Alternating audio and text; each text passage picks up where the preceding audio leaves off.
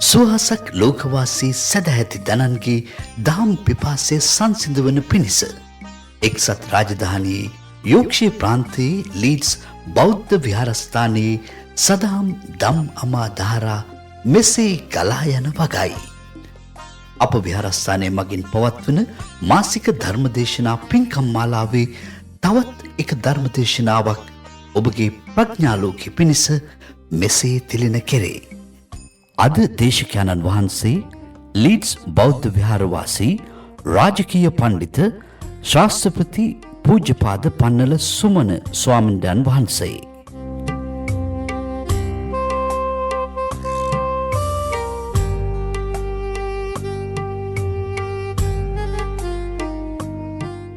සමන්තා චක්කවාලේසු අත්‍රා ගච්ඡන්තු දේවතා සද්ධම්මං මුනි රාජස්ස සුනන්තු සග්ග මොක්ඛදං ධම්මස්සවන කාලෝ අයං බදන්තා ධම්මස්සවන කාලෝ අයං බදන්තා ධම්මස්සවන කාලෝ අයං බදන්තා නමෝ තස්ස භගවතෝ අරහතෝ සම්මා සම්බුද්දස්ස නමෝ තස්ස භගවතෝ අරහතෝ සම්මා සම්බුද්දස්ස නමෝ තස්ස භගවතෝ අරහතෝ සම්මා සම්බුද්දස්ස ඒකං සමයං භගවා යෝජ්ජකාය විහරති ගංගාය නදියා තීරේ අද්දසාකෝ භගවා මහන්තං දාරුක්ඛන්දං ගංගාය නදියා සෝතේන උයමානං දිස්වාන බික්ඛු ආමන්තේසි පස්සතනෝ තුම්හේ භික්කවේ අමුං මහන්තං දාරුක්ඛන්දං ගංගාය නදියා සෝතේන උයමානන්ති. සද්ධා බුද්ධ සම්පන්න වාසනාවන්ත කාරුණික පින්වතුනි, අපේ ලීඩ්ස් බෞද්ධ විහාරස්ථානයේ මගින් මේ වෙසක් මාසයේ නිමිති කොටගෙන සෑම සතියකම සිද්ධ කරන ධර්මදේශනා පින්කමේ මේ සතියට નિયમિત ධර්මදේශනා මේ පින්කම තමයි මේ වෙලාවේදී සිද්ධ කිරීමට සූදානම් වන්නේ. අද දවසේදී මේ ධර්මදේශනා පින්කමේ දායකත්වය බාර අරගෙන කටයුතු කරන්නේ ඒ දමින්ද මහත්මයාත් සරෝජා නෝනා මහත්මියත් ඒ වගේම ටෙනුරි සහ වෝහාරා ඒ දිවනුරු දෙදෙනා තමයි අද දවසේදී මේ ධර්මදේශනා පින්කමේ දායකත්වය බාර අරගෙන කටයුතු කරනු ලබන්නේ. දමින්ද මහත්මයා ඇතුළු පවුලේ සියලු දෙනාම බලාපොරොත්තු වෙනවා මේ ධර්මදේශනා පින්කම සිද්ධ කිරීමෙන් ඒ නමින් මිය පරලොවන්ට දුනා වූ දමින්ද මහත්මයාගේ ආදරණීය පියතුමා වන හැරට් ප්‍රේමචන්ද්‍ර පියතුමාට පින් අනුමෝදන් කිරීමටත් ඒ වගේම සුජීවත්ව වාසය කරන WM ජයසේකර සරෝජනෝන මහත්මියගේ පියතුමා, ඒ වගේම ගමගේ ලීලාවති මෑණියන්, ඒ වගේම ලියනගේ නන්දාවති කියන දෙපාර්ශ්වයේ දෙමව්පියන්ට සහ පවුලේ සියලු දෙනාටම ආශිර්වාද සිද්ධ කිරීමට බලාපොරොත්තු වෙනවා.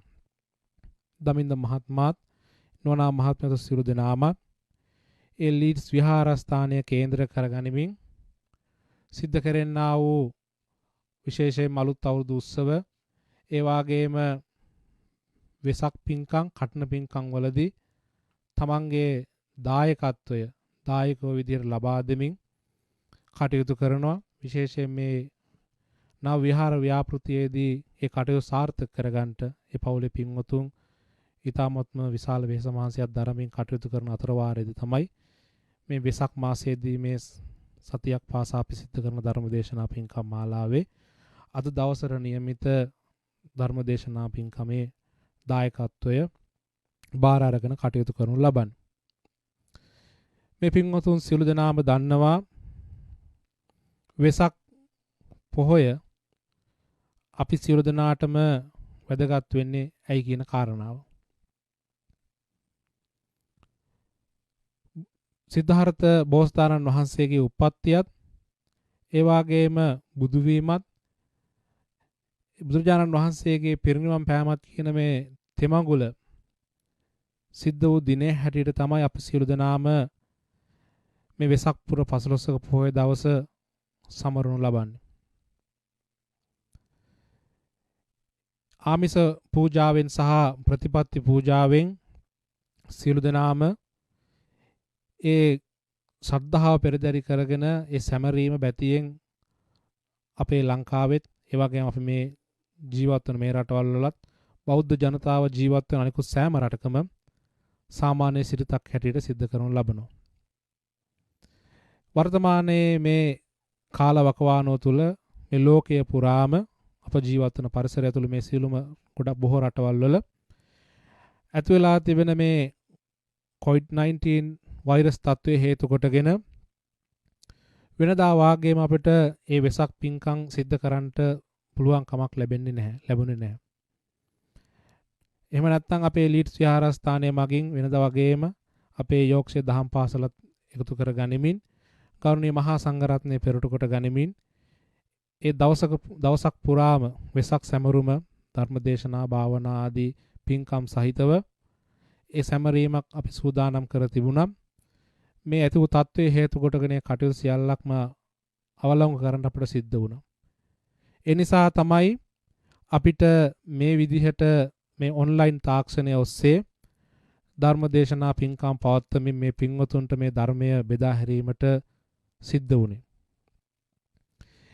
මේ වෙසක් පුර 15ක පොහොය දවස ඒ තෙමඟුලට සිද්ධ වෙලා සමරනවා වගේම ඒ ආනන්ද හාමුදුරන් වහන්සේගේ පිරිනිවන් පෑමත් යමාමා පෙළහර පෑම වගේ සිද්ධි ශාසනික වශයෙන් වැදගත් සිද්ධි සිදු දිනයක් හැටියට වෙසක් පුර 15ක පොහොය දවස අපිට හඳුන්වන්න පුළුවන්. ඒ වගේම ඒ රුවන්වැලි මහා චෛත්‍ය රාජානන් වහන්සේට මුල්ගල තැබීම සිද්ධ වූ දිනේ හැටියටත් ඒ දිනය අපි හඳුන්වනවා.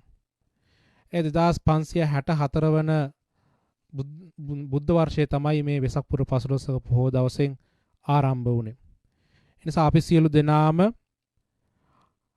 ආමිස පූජාව සිද්ධ කරන ගමන් බුදුරජාණන් වහන්සේගේ ධර්මයේ ශ්‍රවණය කරමින් ප්‍රතිපත්ති පූජාවට මුල් තැනක් දෙමින් කටයුතු ඉෂ්ට සිද්ධ කරන්නට හැම වෙලාවෙම කටයුතු සිද්ධ කරන්න ඕන.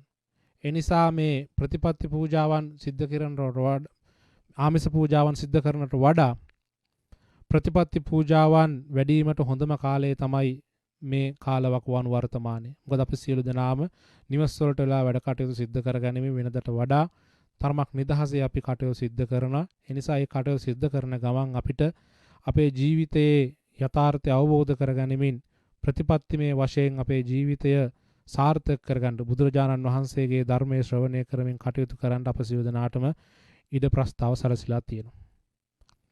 ඒ නිසා පින්වතුනි මේ ධර්මය නිතර ශ්‍රවණය කරලා අප ජීවිතයන් තුළ තිබෙනා වූ වැරදි අඩුපාඩුකම් නිවැරදි කරගනිමින් අපේ ජීවිතය ගත කරන්නට අපි සෑම දිනම කටයුතු කරන්න ඕනේ. මොකද මේ ජීවිතය කොයි වෙලාවෙ කොයි මොහොතක මොන විදිහකට අතහරින්න සිද්ධ වෙයිද හැරදාලා යන්න වෙයි සිද්ධ වෙයිද කියන එක අපි කාටවත් කියන්න පුළුවන් කාරණාවක් නෙවෙයි. ඒ නිසා අද දවසේදී මේ පින්වතුන්ට ධර්ම දේශනය සඳහා මා මාතෘකා පාඨයේ වශයෙන් තැබුවේ සංයුත්ත නිකායේ 4 වෙනි කොටසේ ආසිවිස වග්ගයට අයිති දාරුක් කන්දෝපම කියන සූත්‍ර දේශනාව තමයි මා මාතෘකා පාඨයේ වශයෙන් අද තැබුවේ. බුදුරජාණන් වහන්සේ පින්වතුනි භික්ෂුන් වහන්සේලා පිරිවරාගෙන අයෝධ්‍යාවේ මේ ගංගා නම් ගඟ අසබඩ ඉවුරට වැඩියා. මේ ඉවුරට බුදුරජාණන් වහන්සේ වැඩම කරලා වැඩ ඉන්නකොට බුදුරජාණන් වහන්සේ දකිනවා දර කඳක් දර කොටයක් ගඟේ ඇතේ පාවෙමින් යනවා මුහුද ගඟ මැද පාවෙමින් යනවා දකින බුදුරජාණන් වහන්සේ. මේ දර කොටේ දැක්කට පස්සේ භික්ෂුන් වහන්සේලා අමතලා බුදුරජාණන් වහන්සේ භික්ෂුන් වහන්සේලාගෙන් අහනවා මහණෙනි අර ගඟ මැද පාවෙලා යන දර කොටය දැක්කද කියලා. ඒ වෙලාවේ බුදුරජාණන් වහන්සේ දේශනා කරනවා සචේකෝ භික්කවේ දාරුක්ඛන්தோ නෝ ඕරිමන්තිරං උපගච්ඡති. බුදුරජාණන් වහන්සේ භික්ෂුන් වහන්සේලාට කාරණා 8ක් මේ වෙලාවේදී දේශනා කරනවා. මහණෙනි මේ දර කඳ මෙතරට නොපැමිණියේ නම් අපි ඉන්න මේ ගම් ඉවුරට නොපැමිණියේ නම් ඒ වගේම න පාරිමන්තිරං උපගච්ඡති. මේ දර කඳ එතරට නොගියේ නම් න මජ්ජේ සංසීදිස්සති. මේ දර කඳ මැද නොගිලුනේ නම් ගිලුනේ නැත්තම් ඒ වගේම න තලේ උස්සීදිස්සති. මේ දර කඳ ගොඩට නොගැසුවේ නම් න අමනුස්සක් ගාහෝ භවිස්සති න මනුස්සක් ගාහෝ භවිස්සති. මිනිසුන් ගැනීමක් සිද්ධ වුණේ නැත්තම් න අමනුස්සක් ගාහෝ භවිස්සති. නොමිනිසුන් අමනුෂ්‍යයන් ගැනීමක් සිද්ධ වුණෙත් නැත්තම් න ආවට්ටක් ගාහෝ භවිස්සති. දියසුලියකට හසු වුණේ නැත්තම් න අන්තෝපූති භවිස්සති. ඇතුළත කුණුවීමක් සිද්ධ වුණේ නැත්තම් ඒවංකෝ භික්කවේ දාරුක්ඛන්தோ සමුද්ද නිත්තෝ භවිස්සති. මේ දර කඳ ගංගානම් ගඟේ සැඩ පහරට හසු වෙලා මහ මුහුදට ගලාගෙන යනවා. මොකද මේ ගංගානම් ගඟේ සැඩ පහර මහ මුහුදට නැමිලා බර වෙලා තිබෙන නිසා දර කඳ අනිවාර්යෙන් මහ මුහුදට ගසාගෙන යනවා කියලා බුදුරජාණන් වහන්සේ භික්ෂුන් වහන්සේලාට දේශනා කරනවා. එහෙම දේශනා කරලා භික්ෂුන් වහන්සේලාට බුදුරජාණන් වහන්සේ තවදුරටත් දේශනා කරනවා මහණෙනි නුඹලාද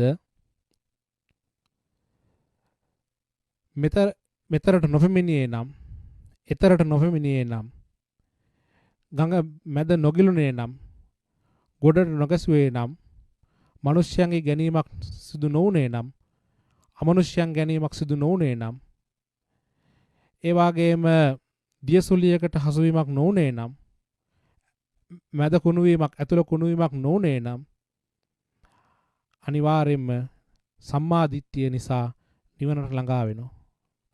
මොකද බුදුරජාණන් වහන්සේගේ ධර්මය අර ගංගානම් ගඟේ සැඩපහර මුහුදට බර වෙලා තියෙන වගේ මේ ධර්මය නිවනට බර වෙලා නැමිලා නැඹුරු වෙලා තියෙන නිසා සම්මා දිට්ඨියෙන් යුක්තව ඉන්නවනම් ඒ දර කඳ මුහුදට යනවා වගේ බුදුරජාණන් වහන්සේගේ ධර්මයේ ශ්‍රවණය කරොත් එහෙම නිවන කරා ළඟා වෙන්න පුළුවන් කියන එක බුදුරජාණන් වහන්සේ දේශනා කරන භික්ෂුන් වහන්සේලාට.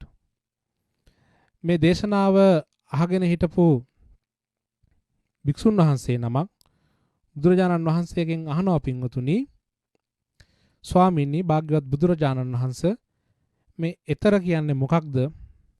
මෙතර කියන්නේ මොකක්ද? මැද ගිලනවයි කියලා කියන්නේ මොකක්ද? ගොරට ගසනවයි කියලා කියන්නේ මොකක්ද? මිනිස්යන් ගන්නවා කියලා කියන්නේ මොකක්ද? අමනුෂ්‍යයන් ගන්නවා කියලා කියන්නේ මොකක්ද? ඒ වගේම දියසොලියකට හසු වෙනවා කියලා කියන්නේ මොකක්ද?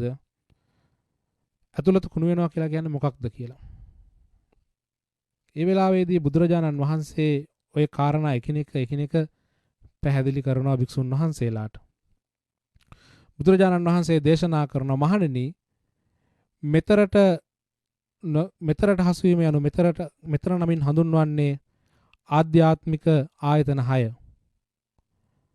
ඇස, කන, නාසය, දිව, ශරීරය, මනස කියන මේ ෂඩ්ආයතන මෙතර හැටියට ආධ්‍යාත්මික ආයතන හැටියට හඳුන්වන මෙතර හැටියට හඳුන්වන බුදුරජාණන් වහන්සේ. ඒ වගේම මෙතර යනුවෙන් හඳුන්වන්නේ බුදුරජාණන් වහන්සේ බාහිර ආධ්‍යාත්මික 6. රූප, ශබ්ද, ගන්ධ, රස, ස්පර්ශ, පොට්ටබ්බ කියන මෙන්න මේ ෂඩ්ආයතන බාහිර ආයතන හැට තමයි බුදුරජාණන් වහන්සේ හඳුන්වන්නේ. මැද ගිලනවා කියලා හඳුන්වන්නේ නන්දි රාගය. ඒ වගේම ගොඩට ගසනවා කියන ඌරෙන් ගොඩට ගසනවා කියලා හඳුන්වන්නේ අස්මිමානය. ඒ වගේම මිනිසුන් ගැනීම හැටියට බුදුරජාණන් වහන්සේ භික්ෂුන් වහන්සේලාට පැහැදිලි කරන්නේ භික්ෂුන් වහන්සේලා ගිහියන් සමග එකතු වෙලා ඔවුන් සතුටු වෙනකොටත් ඔවුන් දුක් වෙනකොටත් ඔවුන් අසනීප වුණා මේ අසනීප වුණ වෙලාවන් වල කියලා දුක් වෙනවා නම් කනගාටු වෙනවා නම් ඔවුන්ගේ වැඩ කටයුතු යෙදුනා මේක තමන්ගේ වැඩ කටයුත්තක් කියලා හිතලා ඒ කටයුතු සිද්ධ කරන්න වෙහෙස මහන්සි වෙනවා නම් අන්න ඒක මිනිස්යන් ගැනීමක් හැරට තමයි හඳුන්වන්නේ. ඒ වගේම අමනුෂ්‍යයන් ගැනීම හැරට හඳුන්වන්නේ බුදුරජාණන් වහන්සේ සමහර භික්ෂුන් වහන්සේලා සහ ගිහි මිනිස්සු මේ සීල රැකීමෙන් වෘත සමාදන් වීමෙන් මේ බ්‍රහ්මචර්යාවේ හැසිරෙමින් දෙවියෙක් හෝ වෙනත් දෙවියෙක් හෝ වෙනත් දිව්‍ය තලයක උප්පත්ති ලැබනවා කියලා හිතලා ප්‍රාර්ථනා කරලා පින් සිද්ධ කරනවා නම් පින්කම් සිද්ධ කරනවා නම් ඒ කටයුතු වල යෙදෙනවා නම් අන්න ඒක අමනුෂ්‍යයන් ගැනීම හැටියට හඳුන්වනවා. දියසුලියකට හසු වීම මොකක්ද කියන එක බුදුරජාණන් වහන්සේ පැහැදිලි කරනවා පස්කම් සැපයට හසු වෙනවා කියන එක. පංචකාම සම්පත්තියට හසු වෙනවා කියන එක. ඒ වගේම පින්වතුනි ඇතුළත කුණු වීම හැටියට බුදුරජාණන් වහන්සේ හඳුන්වනවා යම් කිසි මේ ශාසනයේ ඉන්න භික්ෂුන් වහන්සේ කෙනෙක් දුස්සීල වෙලා ලාමක ගති පැවතුම් මැතිව අපවිත්‍ර වූ සැකයෙන් යුක්තව කටයුතු කරනවා නම් සැඟවුණු ක්‍රියාකාරකම් තියෙනවා නම් මහානදම් නොපුරමින් මහානදම් පුරනවයයි කියනවා නම් සිල් නොරකෙමින් නිසිල් රකින්නවයයි කියනවා නම් අර ඇතුළත කුණු වෙලා වැగిරෙන කෙලස් කහට සහිත තැනත් එක් හැටියට එහෙම නැත්නම් ඇතුළත කුණුණු කෙනෙක් හැටියට තමයි බුදුරජාණන් වහන්සේ මේ කාරණා 8න් පැහැදිලි කරන්නේ.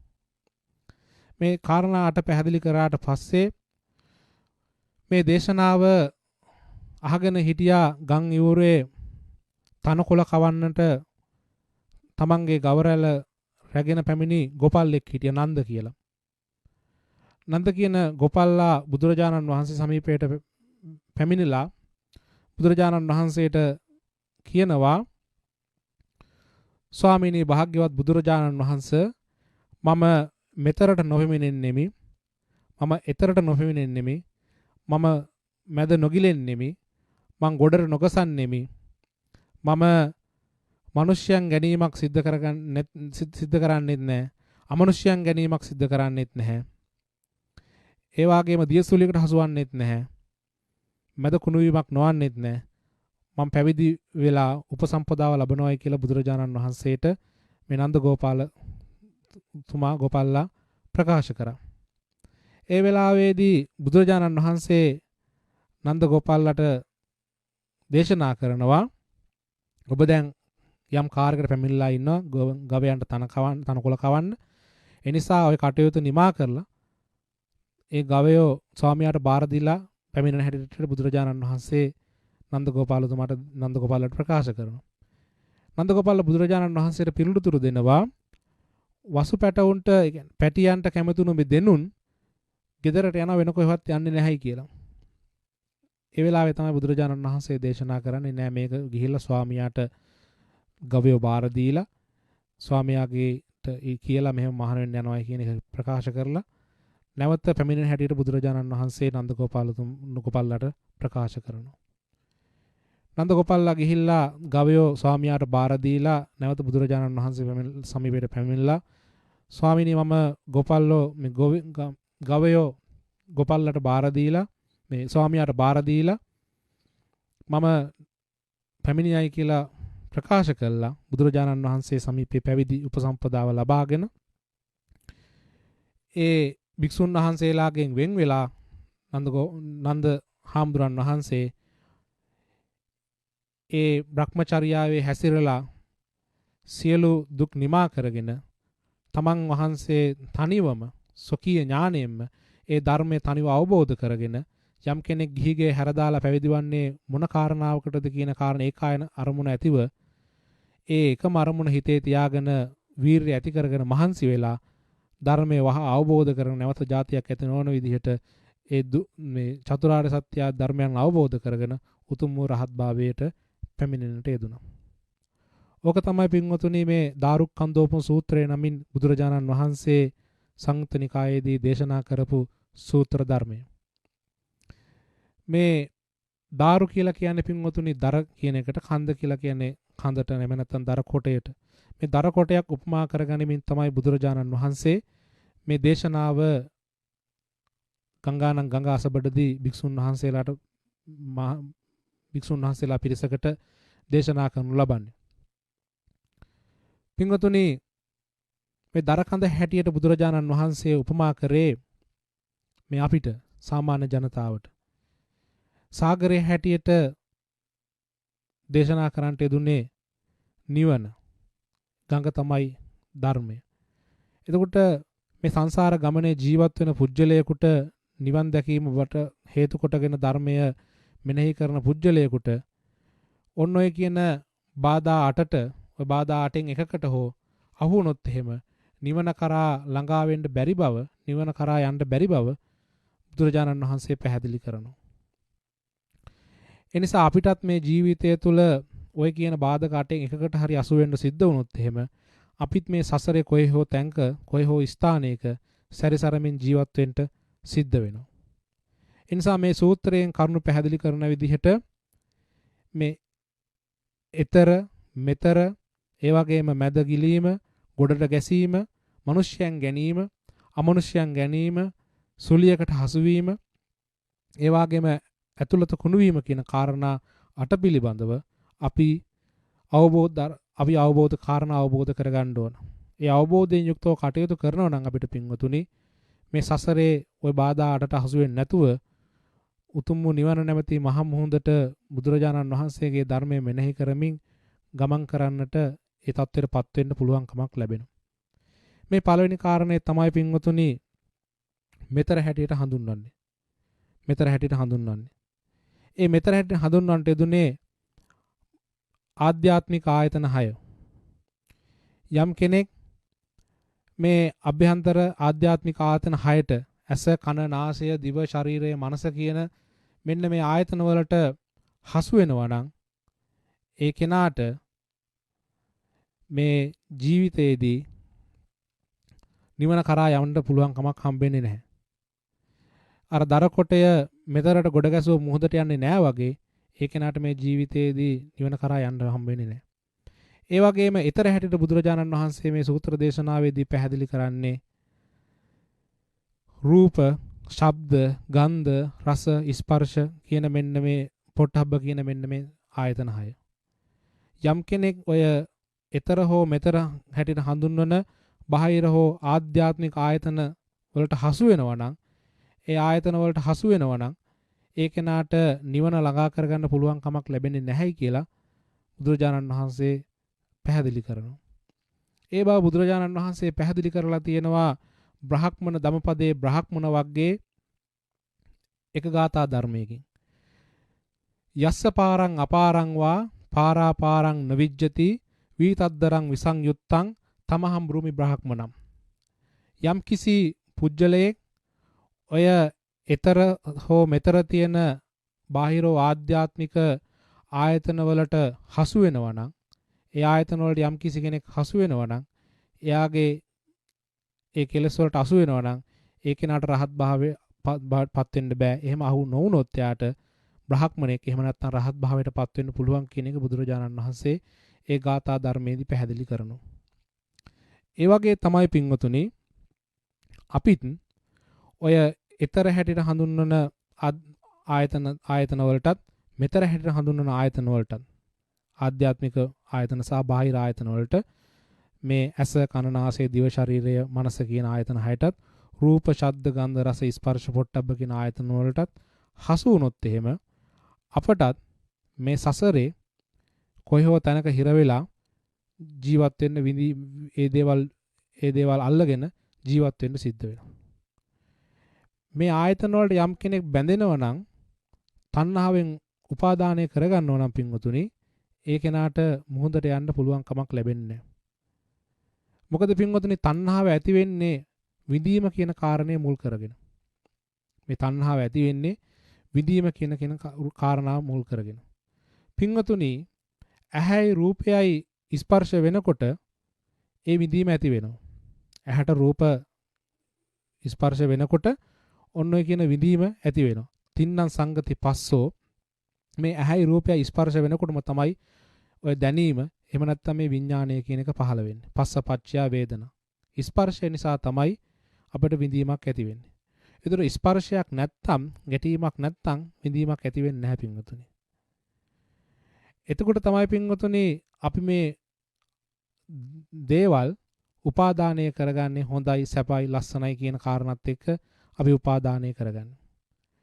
යමෙක් එතකොට පින්වතුනි මේ ඊතර මෙතර තියෙන මේ බාහිර සහ ආධ්‍යාත්මික ආයතන පිළිබඳ අවබෝධයක් නැත්නම් ඒ එන අරමුණු ස්පර්ශ වීම තුල ඇසට රූපත්, කනට ශබ්දයත්, නාසයට ගඳ සුවඳත්, දිවට රසයත්, ශරීරයට ස්පර්ශයත්, ඒ මනසට අරමුණු කියන දේවලුත් ගැටෙනකොට, ස්පර්ශ වෙනකොට ඒ තුල විඳීමක් ඇති කරගෙන ඒ තුල ජීවත් වෙන්න පටන් ගන්නවා.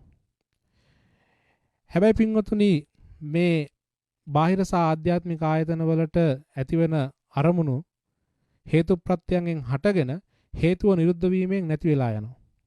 ඒවා පවතින්නේ නැහැ පින්වතුනි.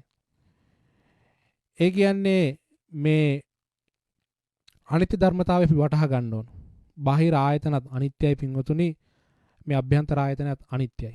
මේ සියල්ල අනිත්‍යයි. ඒක තමයි කියවර හේතු ප්‍රත්‍යයෙන් හටගෙන හේතුව නිරුද්ධ වීම නිසා ඒ දේවල් නැති වෙලා යනවා කියලා. මේ අවබෝධය නැති පුජ්‍යලයා, මේ අනිත්‍යතාවය පිළිබඳ අවබෝධය නැති පුජ්‍යලයා මේ ඇස මගේ, රූපය මගේ, කන මගේ, ශබ්දය මගේ, දිව මගේ, රසය මගේ, මේ ශරීරය මගේ, ස්පර්ශය මගේ, මේ මනස මගේ, අරමුණු මගේ කියලා අල්ල ගන්නවා, උපාදානය කරගන්නවා. මේ උපාදානය කර ගැනීම තුල පින්වතුනි ඒ පුජ්‍යලයාට ප්‍රපංච කියන දේවල් ගොඩ නැගෙනවා. ප්‍රපංච කියලා හඳුන්වන්නේ තණ්හා, දිට්ඨි, මාන කියන දේවල්. ඒ කෙනා තුල මෙන්න මේ කියන තණ්හා, දිට්ඨි, මාන ඇති වෙනවා. තණ්හාව කියලා කියන්නේ පින්වතුනි කැමැත්ත, ආශාව. යමකට තියෙන ආශාව, කැමැත්ත තමයි තණ්හාවට හඳුන්වන්නේ. ඒ වගේම දිට්ඨි කියලා හඳුන්වන්නේ පින්වතුනි ඒක මට අයිති කියලා, මට දෘෂ්ටියක් ඇති වෙනවා. මේ දේ මගේ කියලා, මට අයිති කියලා, මට අයිති කියන දෘෂ්ටියක් ඇති වෙනවා. මාන කියලා කියන්නේ ඒක හොඳයි, ලස්සනයි කියලා මැනීමක් ඇති කරගන්නවා. ඔන්නවට තමයි පින්වතුනි ප්‍රපංච කියලා කියන්නේ. ඒ තණ්හා, දිට්ඨි, මාන කියන ප්‍රපංච ඇති වුණාම ඒ තුල අත්ත කියන, එහෙම නැත්නම් මම මගේ කියලා හැඟීමක් ඒ තුල ඇති කරගන්නවා පින්වතුනි. බැඳීමක්, මම කියන සංකල්පයක් ඉබේම යට ඇති වෙනවා පින්වතුනි. එතකොට මේ ඇහැයි රූපයයි අනිත්‍යයි, එහෙම නැත්නම් ස්ථිර නැහැයි කියලා කෙනෙකුට හිතනවා නම් අර දර කොටේ මෙගොඩට එන්නෙත් නැත්නම් එතරට යන්නෙත් නැත්නම් මහ මොහොතට ගලාගෙන යනවා වගේ අපිටත් මේ නිවන නැමැති සාගරයට ගමන් කරන්න පුළුවන්. ඇයි අපි මේ බාහිර සහ ආධ්‍යාත්මික ආයතන අනිත්‍ය හැටියට අපි දකිනවා. ස්ථිර නැහැයි කියලා, නිට්ටය නැහැයි කියලා අපි හිතනවා. එතකොට පින්වතුනි ඔය දර කඳ එතරට හෝ මෙතරට ගොඩ ගහලා, එතරට හෝ මෙතරට ගිහිල්ලා මහ මොහොතට යන්නේ නෑ වගේ අපිත් ඔය ආයතන වලට අසු වුණොත් එහෙම නිවන කරා ළඟා වෙන්න පුළුවන් කමක් අපිට ලැබෙන්නේ නැහැ පින්වතුනි. ඊතර හෝ මෙතර තියෙන මේ ආයතනයන් වලට බැඳීමක් ඇති නොවුනොත් එහෙම තමයි අපිට නිවන කරා යන්න පුළුවන් කමක් හම්බෙන්නේ. පින්වතුනි අපි උදාහරණයක් හැටියට මල ගත්තොත් එහෙම මේ ඇහෙන් මල දකින්නකොට ඒ තුල ස්පර්ශයක් ඇති වෙලා මේ ඊතර මෙතර ඇහැ කියන රූපයත්, ඇහැ කියන ඉන්ද්‍රියත් එක්ක මල කියන රූපය ස්පර්ශ වෙලා විඳීමක් ඇති වෙනවා. ඒ විඳීම අපි කොහොමද ගන්නෙ? මල ලස්සනයි, හොඳයි, සුවඳයි. ඒ තුල අපි විඳීමක් ඇති කරගන්නවා. ඒ ස්පර්ශය නිසා තමයි අර අපි කියපු හොඳයි, ලස්සනයි කියන විඳීම අපි ඇති කරගත්තේ. අන්න ඒ විඳීමට තමයි පින්වතුනි තණ්හාව ඇති වෙන්නේ.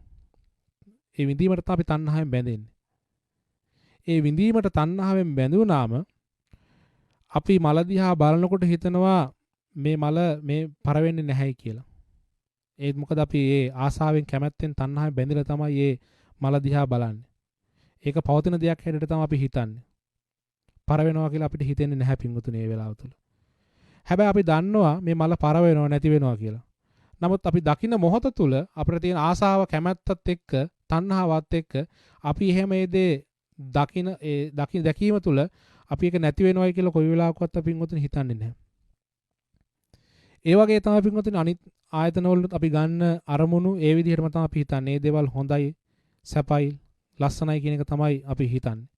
ඒ හිතීම තුළ ඒ දේවල් ඒ විදිහට හිතනකොට අපි ඇහැට දැනෙන රූපත්, කනට දැනෙන ශබ්දත්, නාසයට දැනෙන ගඳ සුවඳත්, දිවට දැනෙන රසයත්, ශරීරයට දැනෙන ස්පර්ශයත්, මනසට දැනෙන අරමුණුත් අපි හොඳයි, සැපයි කියලා අපි තමයි ගන්නෙ. ඒ විදිහට ගන්නකොට හිතන්නේ නැහැ මේක తాවකාලිකයි, මේක නැති වෙනවා කියන අදහසක් අපේ හිතේ එන්නේ නැහැ. නමුත් පින්වතුනි ප්‍රඥාවන්ත පුජ්‍යලයා මේ අනිත්‍යතාව මේ හේතු ප්‍රත්‍යයෙන් හටගෙන තියෙන මේ දේවල් තුල බලනකොට මේ මල දිහා අපි උදාහරණ ගත්ත මල දිහා බලනකොට එයා මේ බලන වෙලාවෙත් මේ මල දිහා බලන වෙලාවෙත් එයාට ප්‍රඥාවන්ත කෙනාට මනසට හැඟීමක් ඇති වෙනවා මේ බලන වෙලාවෙත් මෙන්න මේ දේ වෙනස් වෙනවා කියලා. අන්න ඒකට තමයි පිළිගත අනිත්‍ය හැටියට අපි හඳුන්වන්නේ. එහෙම අනිත්‍යතාවයෙන් ඒ දිහා බලන්න පුළුවන් නම් ප්‍රපංච ගොඩ නැගෙන්නේ නැහැ පින්වතුනි. ඒ නිත්‍යතාවයෙන් ඒ දේවල් තුල දිහා බලනවා නම් අන්න ඒ වෙලාවට ප්‍රපංච කියන දේවල් ගොඩ නැගෙනවා පින්වතුනි. තණ්හා දිට්ඨි මාන ඇති වෙනවා. පඨවි ආපෝ තේජෝ වායෝ කියන මේ සතර මහා භූතයන්ගෙන් හැදුණු මේ ධාතුන් නිසා හැදුණු මල ඒ පඨවි ආපෝ තේජෝ වායෝ කියන සතර මහා භූතයන්ගේ වෙනස් වීම තුල මලත් වෙනස් වෙනවා.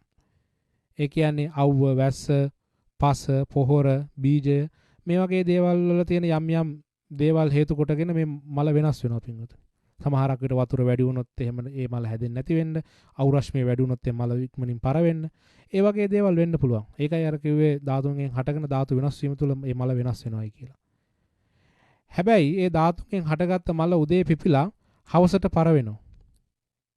ඒ මල පිපිලා ඉවරුනේ යම් වෙලාවකද පින්වතුනි? ඒ පිපිලා ඉවරුනේ යම් වෙලාවේ ඒ මොහොතේ ඉඳලා පර වෙන්න පටන් ගන්නවා. හැබැයි ඒ පර වෙන්න පටන් ගත්තා කියලා අපිට පේන්නේ අර මලේ තියෙන පෙති පර වෙලා මැල වෙලා එකිනෙක වැටෙන්න යනකොට කොළ වැටෙන්න යනකොට තමයි අපි තේරුම් ගන්නේ මේ මල පර වෙලා කියලා. ඒ කියන්නේ පින්වතුනි මේ මල පිපිලා නැත්තම් පිපෙන පැත්තට රූපාංශු පහළ කරනවා. මල පිපිලා ඉවරයි නම් පර වෙන පැත්තට රූපාංශු පහළ කරනවා. එතකොට පෘථග්ජන පුජ්‍යලයා මේ මල දිහා බලනකොට බලන වෙලාව හිතන්නේ මේක හොඳයි ලස්සනයි කියලා ඒ තුල ඇලීමක් ගැටීමක් ඇති කරගන්නවා. එතකොට පින්වතුනි නිත්‍ය සංඥාවෙන් මේ මල දිහා බලනකොට ඒ පුජ්‍යලයාට මේ මල පවතින එකක් හැටියට තමයි සංඥා පහළ කරන්නේ. අනිත්‍ය සංඥාවෙන් මේ මල දිහා බලන්න පුළුවන් නම් ඒක මැල වෙනවා, මැරෙනවා, නැති වෙනවා කියන සංඥාවෙන් ඒ දිහා බලන්න පුළුවන් නම් ඒ කෙනාට ඒ තුල අර ධාතුන්ගෙන් හටගත්තේ දේවල් තුල නිත්‍ය දෙයක් හැටියට නිත්‍ය සංඥාවක් හැටියට බලන්න පුළුවන් කමක් ලැබෙන්නේ නැහැ ප්‍රඥාවන්ත පුජ්‍යලයාට. අන්න ඒ නිත්‍ය හැටියට ඒ දේවල් තුල දිහා බලනවා නම් පින්වතුනි අපේ හිත තුල ප්‍රපංච කියන දේවල් ගොඩ නැගෙනවා. පින්වතුනි කුඩා දරුවෝ පවා දන්නවා මේ මල් කියන දේවල් පර වෙනවා කියලා. නමුත් දකින මොහොතේ මේ දකින බලන මොහොතේදී ආධ්‍යාත්මික ආයතනත් බාහිර ආයතනත් ස්පර්ශන මොහොතේදී ප්‍රඥාවට පහළ වෙන්න ඕන ඒක නිත්‍ය දෙයක් හැටියට නොව අනිත්‍ය දෙයක් හැටියට. මෙන්න මේ වෙනස් වීම නිත්‍ය නොවන ස්වභාවය නිසා තමයි අපිට දුකක් ඇති වෙන්නේ. ඒ දුක ඇති වුණාම පින්වතුනි අපි අන්න අර කියන ඊතර මෙතර තියෙන ආයතන වලට අපි බැඳෙනවා පින්වතුනි. අපි කතා කරපු අර දර කොටේ මුහුදට යන්නේ නෑ වගේ මෙතර හෝ ඊතර තියෙන ආධ්‍යාත්මික ආයතන වලට අපි බැඳෙනවා. එහෙම බැඳුනම ආත්ම දෘෂ්ටියක් ඇති වෙනවා පින්වතුනි.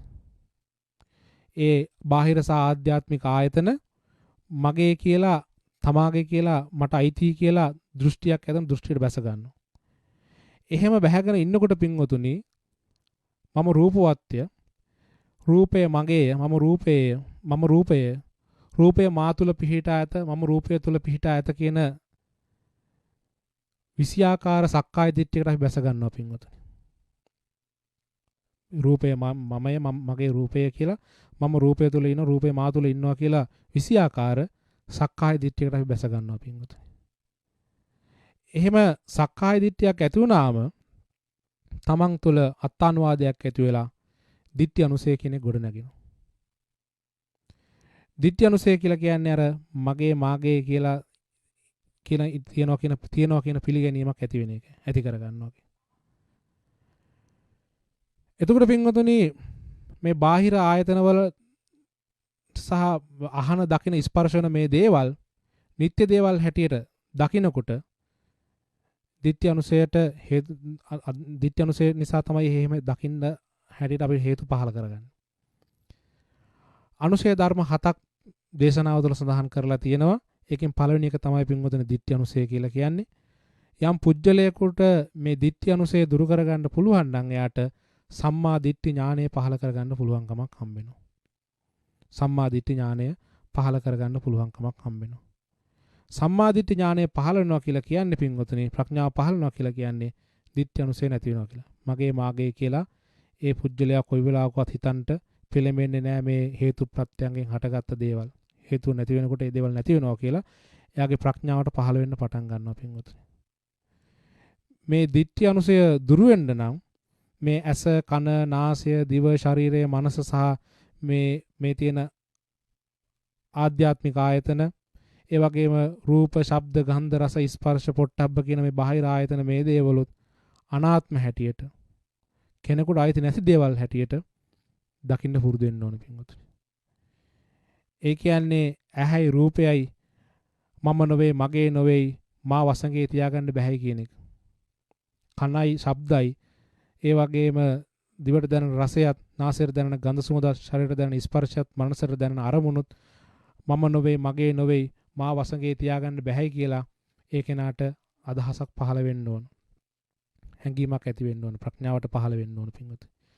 ඒ වසඟේ තියාගන්නවා කියලා කියන්නේ පින්වතුනි මම කැමති විදිහට මම ආස විදිහට ඒ දේ පාලනය කරන්න පුළුවන් වෙනවා කියන එක. හැබැයි අපිට එහෙම දේවල් එහෙම පාලනය කරන්න පුළුවන් කමක් ලැබෙන්නේ නැහැ.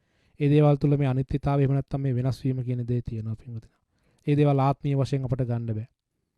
මොකද හේතු ප්‍රත්‍යයෙන් ඇති වෙලා හේතු ප්‍රත්‍ය නිරෝධ වෙනකොට හේතු ප්‍රත්‍ය නැති මේ ඒ ඇති වෙන ප්‍රත්‍යයන් නැති වෙනකොට ඒ දේවල් විනාශ වෙලා යනවා. ඒ විනාශ වෙනවා නම් ඒ දේවල් මගේ මාගේ කියලා ගන්න බෑ. ඒ මගේ කියලා හිතුවොත් තමයි මට අයිති කියලා හිතුවොත් තමයි පින්වතුනි ඔය කියන ditthi අනුසය අපට ඇති වෙන්නේ පින්වතුනි. එතකොට පින්වතුනි අනුසය කියලා කියන්නේ මේ නිදිගත් කෙලස් වලට. දැන් දෘෂ්ටිය කියලා කිව්වේ මට මගේ කියලා හිතන එක අනුසය කියලා කියන්නේ නිදිගත් කෙලස් වලට. ඒ නිදිගත් කෙලස් පින්වතුනි අපිට මොනියම් ආකාරයකම පේන්නේ නැහැ.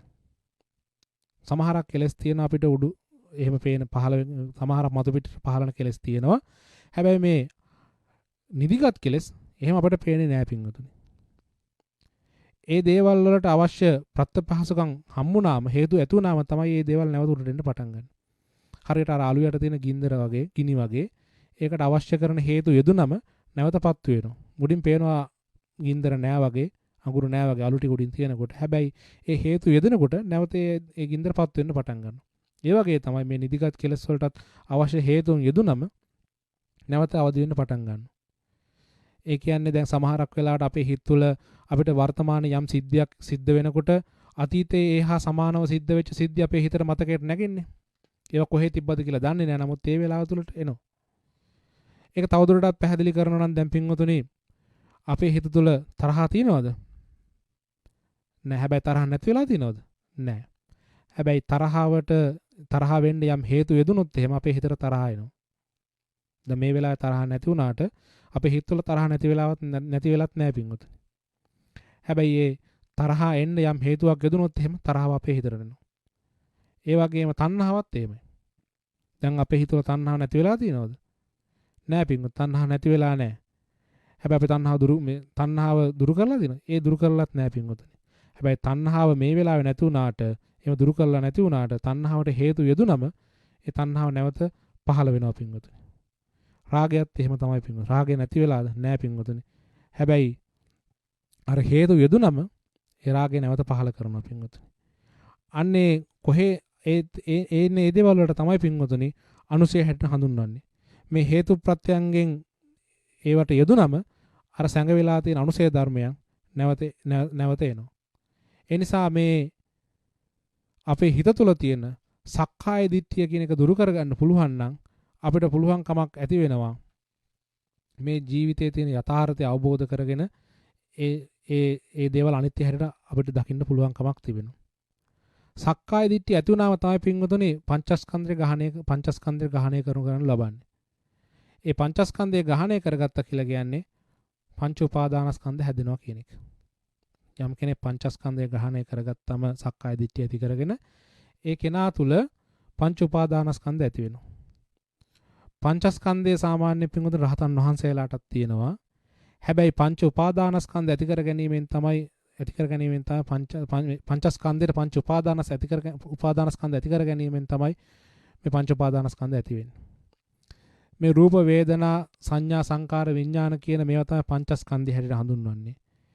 මේ පංචස්කන්ධ උපාදාන වෙන්නේ අර කියපු රූප වේදනා සංඥා සංකාර විඥාන උපාදානය කරගත්තා. උපාදානස්කන්ධ කිව්වහම පින්වතුනි පංචස්කන්ධයන්ට වඩා එක ටිකක් බරයි. තදයි. ඊට වඩා ටිකක් වැඩිපුර බරයි. ඒක තදයි පින්වතුනි. රූපේ තදට අල්ලගෙන ඉන්නවා. මම රූපය කියලා පිළි අරගෙන රූපය කියලා එකක් තියෙනවා කියලා ආත්මීය වශයෙන් පිළිගන්නවා. ඒ වගේම වේදනා සංඥා සංකාර විඥාන කියන මේ දේවලුත් එහෙමයි. ඒවා මගේ කොට තදින් අල්ලගෙන ඉන්න මට අයිති කියලා හිතාගෙන තදින් ආත්මීය වශයෙන් ඒව බැඳිලා ඉන්නවා.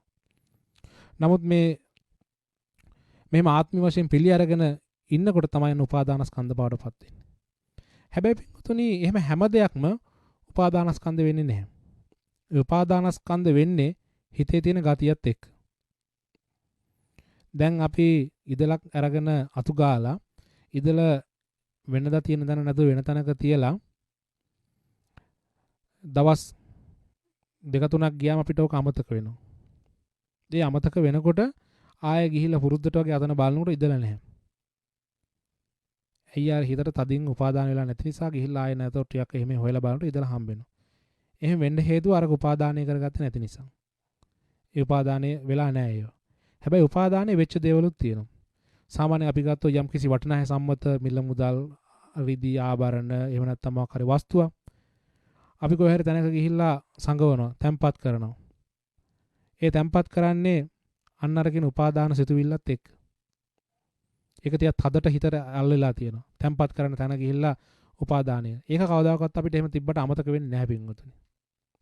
මේක අමතක කරන්නේ නැහැ. එතකොට ඒ හංගපු තැන ඒක තියෙනා වගේ හිතේ ගැඹුරුම තැනක මේ උපාදානය කරගත්ත දේවල් සැඟවිලා තියෙනවා. ඒක තමයි උපාදානස්කන්ධ බවට පත් වෙන්නේ පින්වතුනි. පංචස්කන්ධය පංච උපාදාන උනා පින්වතුනි. උපාදානයට පුළුවන් කමක් ලැබෙනවා භවයක් හදන්න. උපාදාන පත්‍ය භවක හැටියට හඳුන්වන්නේ ඒක නිසා. ඒ භවයක් හදනවා කියලා කියන්නේම කොහේ හරි තැනක උප්පත්තියක් ඇති වෙනවා කියන එක. භවපත්‍ය ජාති. කොහේ හෝ තැනක උප්පත්තියක් ඇති කරගන්න පුළුවන් වෙන අන්න මේ උපාදානස්කන්ධ ඇති කරගත්තට පස්සේ. එහෙම වෙන්නේ පින්වතුනි අවිද්‍යාව එහෙම නැත්නම් මේ නොදැනීම නිසා. ඒ නිසා ආය නැවත අපි සසරට ඇදිලා යනවා. ඒ සසරේ අන කියපු විදිහට අර ඊතර හෝ මෙතර තියෙන ආධ්‍යාත්මික බාහිර ආයතන වල අපි අසු වුණොත් එහෙම අර දරකඳ මුහුදට යන්නේ නෑ වගේ පින්වතුනි. අපි මේ සසරේ කොහේ හෝ තැනක ඊතර හෝ මෙතර තැනක සිර වෙනවා. ඒ ආයතන වල ආස්වාදයේ හේතු කොටගෙන, ඒ කියන්නේ ඇහැට පේන රූපය, ස්පර්ශ වෙනකොට රූපය නිසා ඇතිවන විඳීම හේතු කොටගෙන තමයි පින්වතුනි අපි මේ විදිහට ලං වෙන්නේ. ආස්වාදය. ඒක හිතනවා හොඳයි සපයි කියලා. ඒ නිසා තමයි ඒ එන ආස්වාදයේ මිහිර ස්පර්ශය දිට්ඨාකාන්තා මනාපා පිය රූපා කාමෝප සංහිතා රජිනිය හැරෙට තමයි ගන්නෙ. ඉෂ්ටයි කාන්තයි මනාපයි පිය රූපයි කෙලෙස් සහිතයි කියලා තමයි අපි මේ දේවල් ගන්නෙ. ඒ දේවල් තුල ඇලෙන්න පටන් ගන්නවා එතකොට. ඒ දේවල් ඇලෙන්න පටන් ගන්න යන අර මුලින් කියපු දිට්ඨි අනුසය නිසා පින්වතුනි. තින්න සංගති පස්සෝ පස්සපච්චා වේදනා හැරෙට තමයි හඳුන්වන්නේ. ඒ විඳීම හේතු කොටගෙන තමයි පින්වතුනි අර ඉෂ්ටයි කාන්තයි මනාපයි පිය රූපයි ආදී වශයෙන් ඒ දේ තුළ හිතට එදිලා තියෙන පින්වතුනි. හිතේ තියෙන කැමැත්ත අනුව. ඒ විඳීම තමයි පිළිගන්නේ පින්වතුනි පිළිගන්නේ මෙතර අපි ඒ විඳීම තුළ පිළිගත්තම තමයි අපි ඊතර හෝ මෙතර කියන තැන්වල අපි හිර වෙන්නේ පින්වතුනි. මේ සසර ජීවත් වෙන්නේ. සසරට බැඳිලා පවතින්නේ.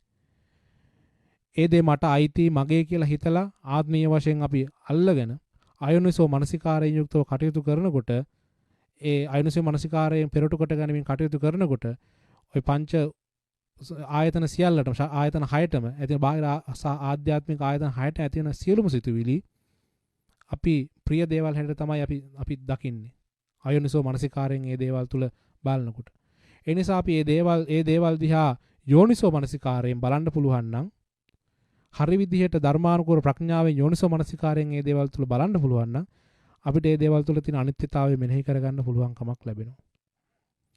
අර දරකඳ මුහුදට යනවා වගේ නැමිලා බර වෙලා ගංගානංගගේ සැඩපහර මුහුදට නැඹුරු වෙලා බර වෙලා තියෙනවා වගේ ඒ නිසා දරකඳ මුහුදට ගහගෙන යනවා වගේ අපිත් මේ ධර්මයට ධර්මානුකූලව යෙදිලා ඉන්නවා නම් සම්මා දිට්ඨිය ඇති කරගැනීමෙන් ඒ ජීවිතය අපි ධර්මානුකූලව ගත කරනවා නම් ඒ ධර්මයේ හේතු කොටගෙන නිවන නැමැති මුහුදට බර වෙලා තමයි ඒක තියෙන්නේ නැඹුරු වෙලා තමයි තියෙන්නේ පින්වතුනි. බුදුරජාණන් වහන්සේගේ මේ ධර්මය ඒ විදිහට නිවනට බර වෙලා තියෙන නිසා තමයි අපිට සම්මා දිට්ඨිය ඇති කරගැනීමෙන් ඒ ධර්මානුකූලව ජීවිතය ගත කරන්න පුළුවන් නම් අවබෝධ කරගන්න පුළුවන් ප්‍රඥාව මූලික කරගෙන වීරියෙන් ඒ ධර්මය වඩා ගන්න පුළුවන් නම් අපිට නිවන පසක් කරගන්න පුළුවන් කමක් ලැබෙනවා. මේ ධර්මයේ පිළිපැද්දොත් එහෙම අපිට පින්වතුනි පු탁ජන භූමියෙන් ආර්ය භූමියට පත් වෙන්න පුළුවන් කමක් ලැබෙනවා. ඒ කියන්නේ පින්වතුනි ආධ්‍යාත්මික ආයතන වලට බැඳුනේ නැත්නම් බාහිර ආයතන වලට බැඳුනේ නැත්නම් පින්වතුනි ඊතර මෙතර හිරුනේ නැත්නම් එහෙම අපිට පුළුවන් කමක් ලැබෙනවා පින්වතුනි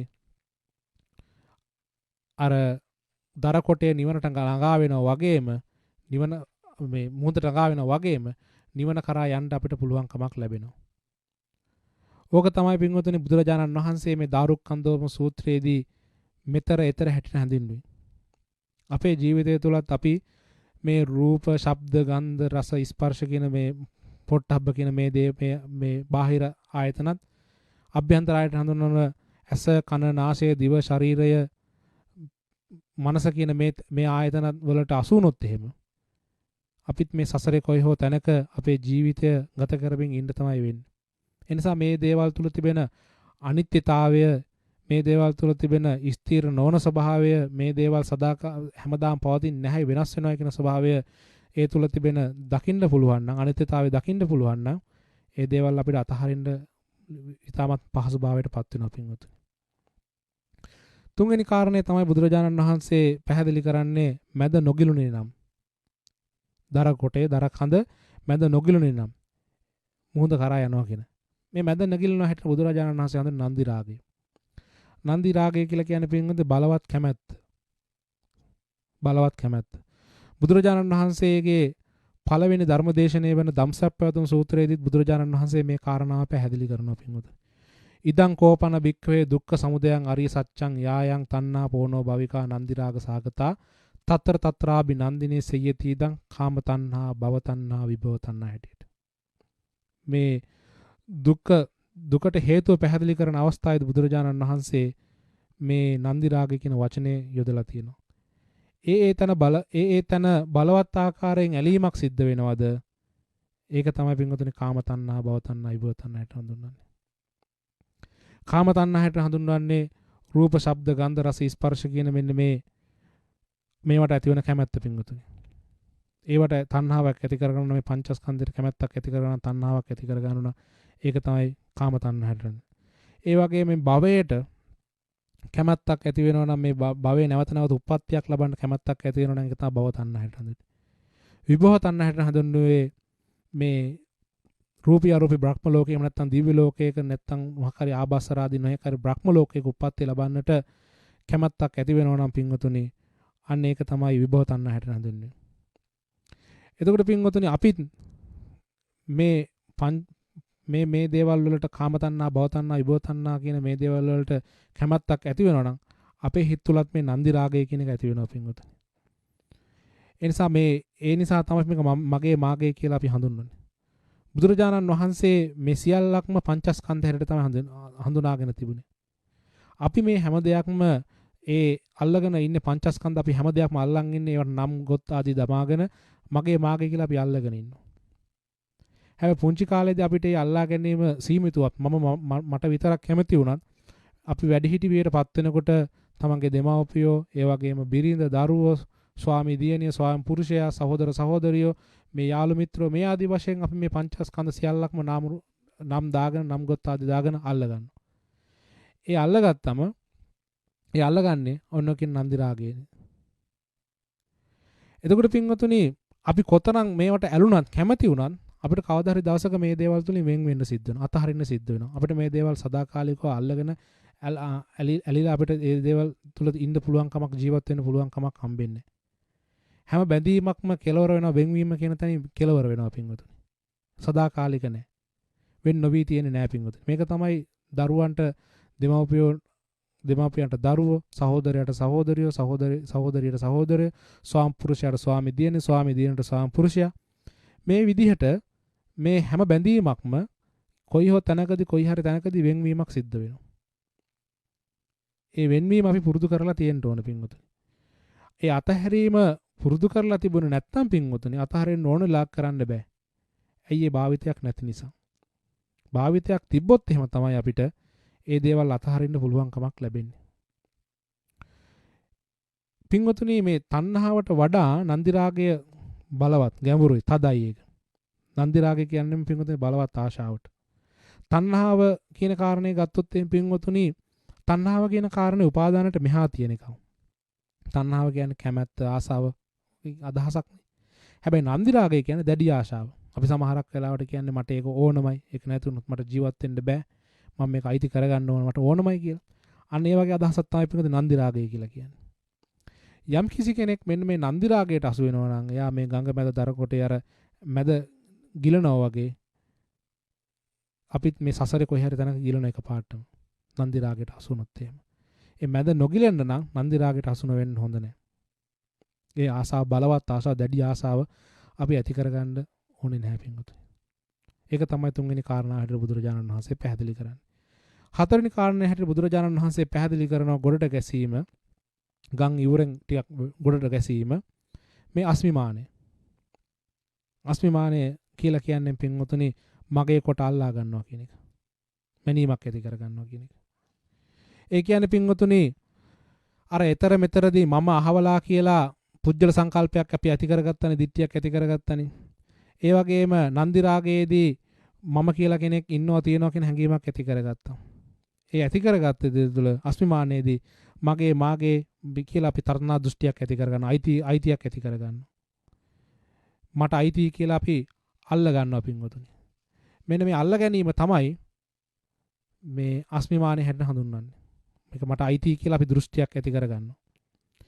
ඒ තණ්හා දෘෂ්ටි ඇති වුණාම මගේ තියෙන නම්බු නාම තානාන්තර තියෙන අධ්‍යාපන සුසුකම් මම ඉංජිනේරුවරයෙක් මම වෛද්‍යවරයෙක් මම නායකයෙක් මම උපාධිධාරියෙක් මම හොඳට ඉගෙන ගත්ත කෙනෙක් මම විද්‍යාඥයෙක් මේ විදිහට බලවතෙක් ආදී වශයෙන් ඒ තනතුරු නම්බු නාම නිසාත් ඒ විදිහට ඒ දෘෂ්ටිගත වෙනවා මානයක් ඇති කරගන්නවා.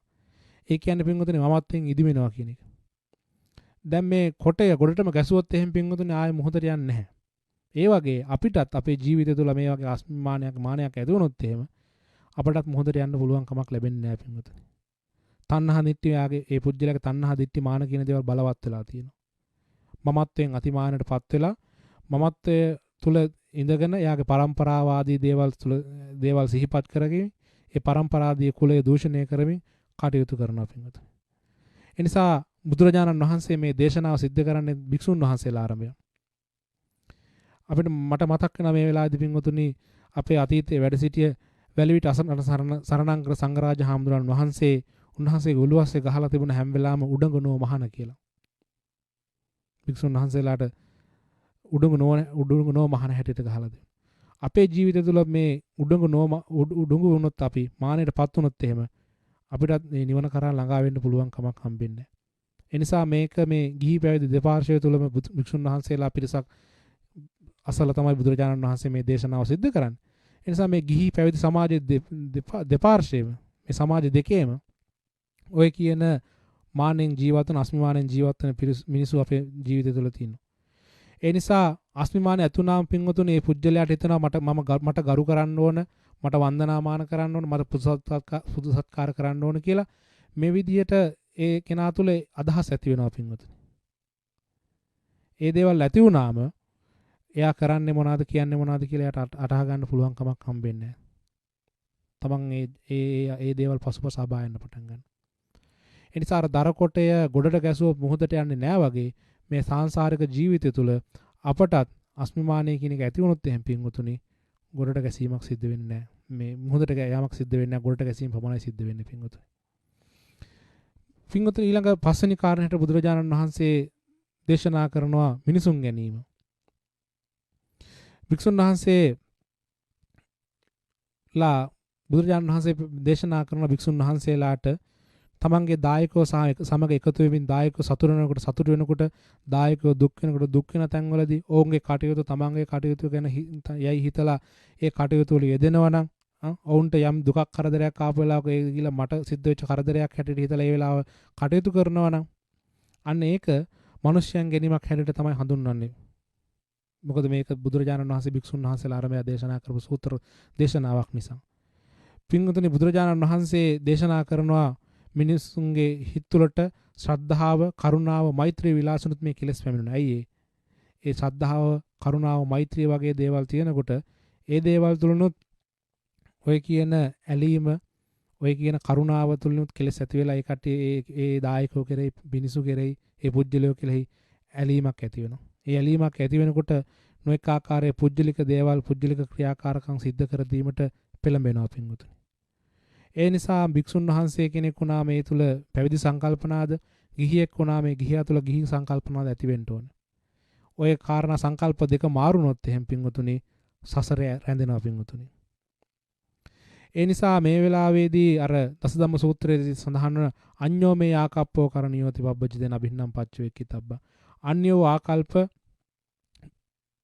ඇති කරගන්න පුළුවන් කමක් හම්බෙන්නේ සංඝරත්නය අසුරු නිසුරු කර ගැනීමෙන් පමණයි පින්වතුනි. එතකොට මේ ගිහියා නොකරන යුතු දේවල් පැවිද්දන් විසින් නොකළ යුතු හැටියට එක්විසි අන්වේෂණ ධර්මන බුදුරජාණන් වහන්සේ දේශනාව තුළ දේශනා කරලා තිබෙනවා. නොදැනුවත්වම සිව්පසේ ලබා දෙන මේ උපස්ථාන කරන වටන් කරන දායකයන්ට යම් කිසි කෙනෙක් ඇලෙනවා නම් අසනීප වුණාම ගිහිල්ලා බලන්න ගිහිල්ලා තමන්ට වුණ අසනීපයක් හැරට හිතනවා නම් ඒ වෙලාවට කරන්න ඕන දේ තමයි පින්වතුනි ඒ පුජ්‍යලයාට, ඒ දායකයාට, ඒ සිව්පසෙන් උපස්ථාන කරන කෙනාට මේ ජීවිතයේ තියෙන අනිත්‍යතාවය මෙනෙහි කරලා ඒක පැහැදිලි කරලා ඒ ධර්මය අවබෝධ කරවන්නට ඒ කෙනාගේ ජීවිතය ධර්මානුකූලව සනසන්න තමයි ඒ භික්ෂුන් වහන්සේ කෙනෙක් කටයුතු කරන්න ඕන පින්වතුනි. ඒ නිසා මේ ගිහි පැවිදි සමාජ දෙපිරිස තුළම මේ වගේ මේ පිරිසට ඇලෙමින් ඒ තමන්ගේ කටයුතු සිද්ධ කරගන්න නැතුව ඒ අය කෙරෙහි තමන්ගේ කටයුතු හැටියට හිතමින් කටයුතු කරන පිරිස් අපේ සමාජය තුළ මේ අපේ සමාජයට අපිට දකින්න පුළුවන් කමක් හම්බ වෙනවා. ඒ නිසා මිනිස්යන් ගැනීම හැටියට බුදුරජාණන් වහන්සේ හඳුන්වන්නේ ඔන්න ඔය කියන කාරණාව. ඒ නිසා මේ අපේ ජීවිත තුළ ওই විදිහට මිනිස්යන් ගැනීමක් සිද්ධ වෙනවා නම්, හැම ඇලීමක් සිද්ධ වෙනවා නම්, එහෙම කටයුතු කිරීමක් සිද්ධ වෙනවා නම් අපටත් අපේ ජීවිතය නිවන කරා ළඟා කරගන්න පුළුවන් කමක් ලැබෙන්නේ නැහැ පින්වතුනි. ඊළඟ කාරණේ තමයි පින්වතුනි බුදුරජාණන් වහන්සේ පැහැදිලි කරන්නේ අමනුෂ්‍යයන් ගැනීම හැටියට. අමනුෂ්‍යයන් ගැනීම හඳුන්වන්නේ යම් කිසි කෙනෙක් සීලය හෝ වෘතය හෝ ඒ බඹසර රැකීම ආදී දේවල් සිද්ධ කරමින් තමන් දෙවියෙක් හෝ එක්තරා දෙවියෙක් එහෙම නැත්නම් මොකක් හෝ දිව්‍ය නිකායකට යන්න පින් කරනවායි කියලා හිතලා කටයුතු කරනවා නම් අන්න ඒක තමයි අමනුෂ්‍යයන් ගැනීම හැටියට හඳුන්වන්නේ. වර්තමානයේ අපේ සමාජය තුලත් මේ දිව්‍ය ලෝකයන්, බ්‍රහ්ම ලෝකවල යන එක එක බ්‍රහ්ම ලෝකයන්හි දේවත්වය ලබන දෙවියන් අතර ප්‍රධානීන් වෙන්න නොඑක ආකාරයේ පින්කම් සිද්ධ කරන සීල් රකින්න පිරිස් අපේ සමාජය තුලත් අපිට දකින්න හම්බ වෙනවා. ගිහි පැවිදි දෙපාර්ශ්වය තුල මේක අපිට දකින්න හම්බ වෙනවා. එහෙම පින්කම් කරන්න බෑ පින්වතුනි. එහෙම පින්කම් කරන්න හොඳත් නෑ. ඒ නිසා අපිත් පින්කම් කරන්න ඕන, සීල් රකින්න ඕන, අපි බණ භාවනා කරන්න ඕන නිවන අරමුණු කොටගෙන. වෙන දේවල් අපිට අරමුණු කරගෙන ඒ දේවල් සිද්ධ කරන්න හොඳ නෑ. අපි මේ දේවල් සිද්ධ කරන්න ඕන නිවන කියන දේ අරමුණු කරගෙන. නිවන කියන දේ අරමුණු නොකරගනිමින් අපි දේවල් සිද්ධ කරනවා නම් පින්වතුනි අපිටත් වෙන්නේ මේ සසරේ කොයි හෝ තැනක සැරිසරමින් ජීවත් වෙන්න. අර දරකොටේ අමනුෂ්‍යයෙක් ගත්තා වගේ එකපාරටම නැති වෙලා යන්න තමයි වෙන්නේ. ඒ නිසා අපේ සමාජ සම්මතය තුළ අමනුෂ්‍ය කියන වචනේ තුළ තියෙන්නේ මහ නරක හැඟීමක්.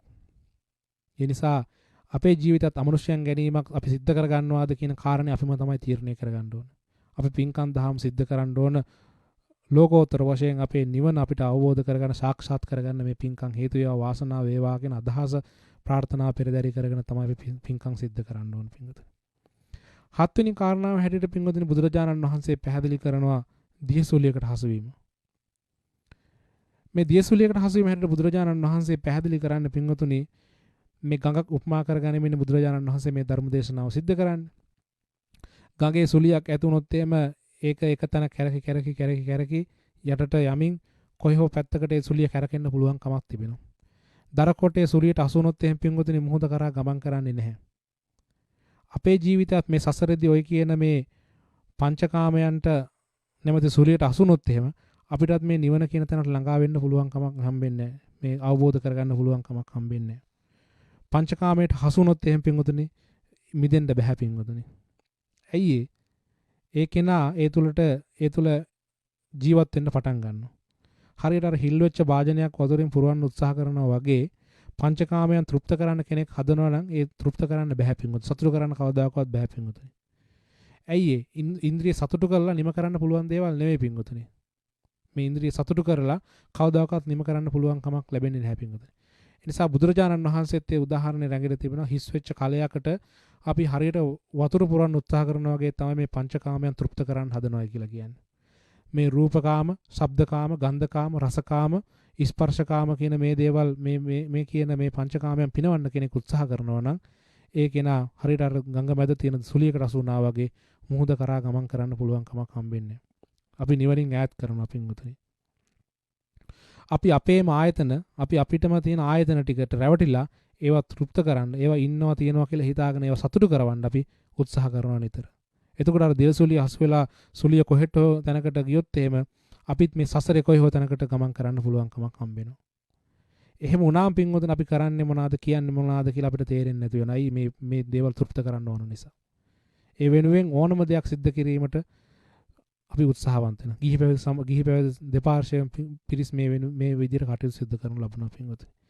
අවසාන කාරණයට බුදුරජාණන් වහන්සේ දේශනා කරනවා පින්වතුනි අතුලත කුණු වීම හැටියට යම්කිසි ගිහි කෙනෙක් හෝ පැවිදි කෙනෙක් මේ සමාජය තුළ ජීවත් වෙනකොට දුස්සීල වූ ලාමක ගති පැවතුම් ඇතිව සැකයෙන් ඒ වගේම සංගෝණ ක්‍රියාකාරකම් ඇතිව මහාන දම් නොපුරමින් මහාන දම් පුරනවායයි සිල් නොරකමින් සිල් රකින්නවායයි බඹසර හැසිරෙන්නේ නැතුව බඹසර හැසිරෙනවා කියලා කෙනෙක් පෙන්නනවා නම් අන්නේ කෙනාර ඇතුළ කුණු වෙලා වැగిරෙන කෙලස් කසට වැగిරෙන අර දරකොටය ඇතුළ කුණු වෙලා එකපාරටම ගසාගෙන යනවා වගේ මේ එකපාරට කුඩු වෙලා නැති වෙලා යනවා වගේ බාහිරින් හොඳට පෙනුමට තිබ්බට ඇතුළෙන් ඒ කුණු වෙලා වැగిරෙනවා වගේ කෙලස් කසට වැසෙනවා වගේ ඇතුළත කුණු වීම හැටියට බුදුරජාණන් වහන්සේ හඳුන්වනවා. බුදුරජාණන් වහන්සේ කියලා කියන්නේ පින්වතුනි රහසින්වත් පවු නොකරපු නිසා තමයි අරහන් කියලා බුදුරජාණන් වහන්සේ හඳුන්වන්නේ. රහසින්වත් පවු නොකරපු නිසා තමයි බුදුරජාණන් වහන්සේ අරහන් හැටියට හඳුන්වන්නේ. ඒ නිසා බුදුරජාණන් වහන්සේ රහසින්වත් පවු නොකරපු ශාස්ත්‍රීය නායකයෙක් හැටියට අපි උන්වහන්සේගේ ධර්මය අනුගමනය කරන ශ්‍රාවක පිරිසක් හැටියට ගිහි පැවිදි මේ භික්ෂු භික්ෂුණී උපාසක උපාසිකා කියන මේ සිව්වණක් පිරිසම උන්වහන්සේගේ ධහම ප්‍රගුණ කරන පිරිසක් හැටියට අනුගමනය කරන පිරිසක් හැටියට එහෙම පව්කම් සිද්ධ කරන්න ඕනේ. බුදුරජාණන් වහන්සේ කෙනෙකුට නොපෙනෙන අවස්ථාවකදීවත් එහෙම නරක පවක් සිද්ධ කරේ නැහැ පින්වතුනි. සියලු කෙලෙසුන් නැසමු නිසා තමයි අරහන් හැටියට හඳුන්වන්නේ. ඒ නිසා අපිත් මේ ජීවිතය තුළදී පිට බාහිර ඔපේ කොච්චර හොඳට පෙනෙන්න තිබුණත් අපේ ජීවිත ඇතුළෙන් කුණු වෙනවද නැද්ද කියන එක අපිටම තමයි තීරණය කරගන්න පුළුවන් වෙන්නේ. ඒක අපිම තමයි දන්නේ පින්වතුනි. අපි සීල රකින්නවද සීල නොරකින්නවද? අපි වමසර හැසිරෙනවද හැසිරෙන්නේ නැද්ද? අපි සද්ධාවන්තව ජීවත් වෙනවද නැද්ද? අපි ප්‍රඥාවෙන් ජීවත් වෙනවද නැද්ද? අපි සීලෙන් ජීවත් වෙනවද නැද්ද කියන එක දන්නේ අපිම තමයි පින්වතුනි. ඒ නිසා මේ වර්තමාන සමාජයේ ගිහි පැවිදි දෙපාර්ශ්වය තුළ සිල්වත් ජීවත් වෙන්නද සිල්වත් ජීවත් වෙනවයි කියලා බාහිරට පෙන්වනවා පින්වතුනි. එහෙමයි අපේ ජීවිත තුළ. එයාගේ ජීවිත බොහෝ විට ඇතුළෙන් හිස් ජීවිත හැටියට තමයි අපිට හඳුන්වන්න පුළුවන් කමක් තිබෙන්නේ. අර වී ගහේ තියෙන බොල් වී වගේ පොත්ත හොඳට තිබුණට ඇතුළෙන් කිසි දෙයක් නැහැ පින්වතුනි. පුහු පොල් ගෙඩියක් වගේ. පොල් ගෙඩිය වට ඔක්කොම එළිය හොඳට තිබුණාට බිඳලා බලනකොට ඇතුලේ කිසි දෙයක් නැහැ. හිස් දෙයක් හැරට තමයි තිබෙන්නේ. අර ඇතුළ කුණු වෙනවා කියලා කියන්නේ කුණු වෙච්ච පුජ්‍යලයාගේ ජීවිතයත් අන්න අර බොල් වී වගේ හිස් පොල් ගෙඩියක් වගේ පින්වතුනි. අද සමාජයේත් ඒ විදිහට සීල දරයි ධර්ම දරයි මේ විදිහට ආදී විදිහට ජීවත් වෙන පිරිස් වර්තමාන සමාජයේ තෝරන තරම් ඉන්නවා.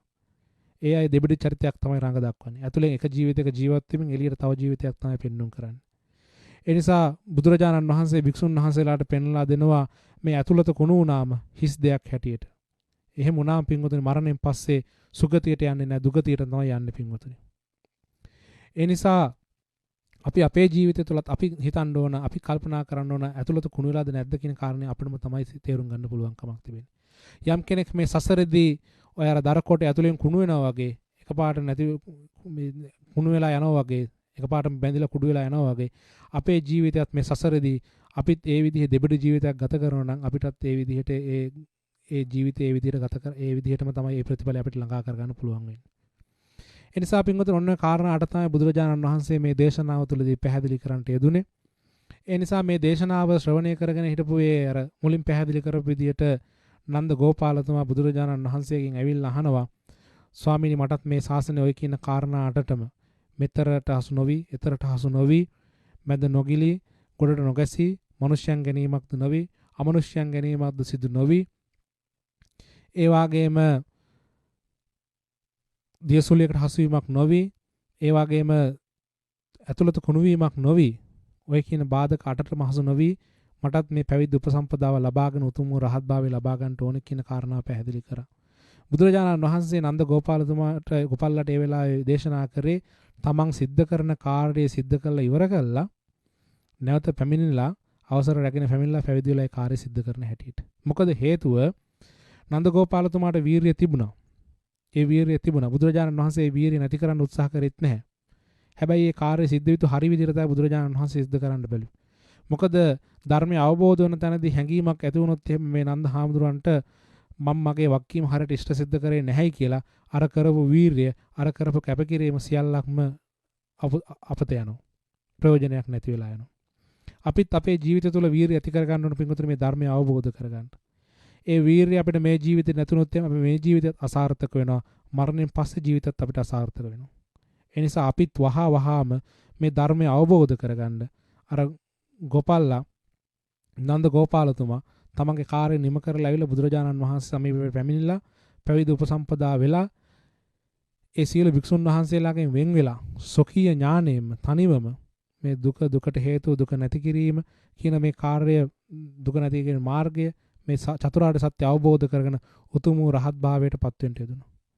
ඒ නිසා අපිටත් අපේ ජීවිතය තුළ මේ කාර්යයන් හරියට තේරුම් අරගෙන ජීවිතය ගත කරන්න පුළුවන් නම් අර දර කොටේ අර බාධක වලට හසු නොවි මුහුදට ගලාගෙන යනවා වගේ අපිත් මේ බාධක වලට හසු වුණේ නැත්නම් එහෙම අපිටත් අපේ ජීවිතය ගත කරන්න නිවන කරා ළඟා කරගන්න පුළුවන් කමක් ලැබෙනවා පින්වතුනි.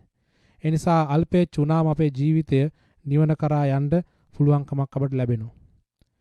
ඒ නිසා මේ දේශනාව තුළ බුදුරජාණන් වහන්සේ පැහැදිලි කරන්නට යෙදුන කාරණා අට ඒ බාධක අටට අපේ ජීවිතයත් හසු වෙනවා නම් පින්වතුනි අපේ ජීවිතය නිවන කරා ළඟා කරගන්න පුළුවන් කමක් ලැබෙන්නේ නැහැ.